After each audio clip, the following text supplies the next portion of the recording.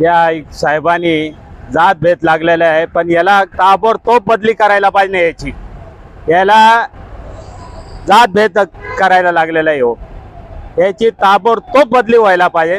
आणि हे मस्जिदला नोटीस, याला नोटीस, त्याला नोटीस काय लावलेलं आहे? हे माणसाला पोट भरून देतो का नाही?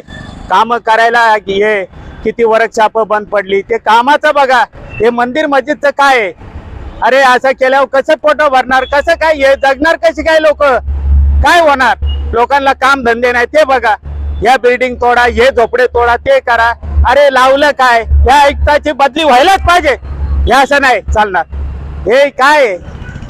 अरे मुस्लिमचे मस्जिद तोडा, यांना नोटीस, त्यांना नोटीस, अरे काय लावलं काय? अरे नीट बघा ना काय चाललंय। अरे एवढी महागाई चालली, गॅस सिलेंडरवर भाव वाढायला लागले, त्याचं बघा। गरीब पोट भरणार कशी काय? अरे असं चालल्यावर हे होणार कसं काय? या आयुक्ताची ताबडतोब बदली व्हायला पाहिजे एकदम। अरे काय लावलं काय?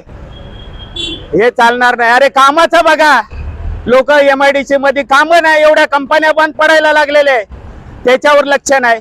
याला नोटीस काढा, त्याला नोटीस काढा, याला मंदिर याचं मस्जिदचं काय लावलं काय?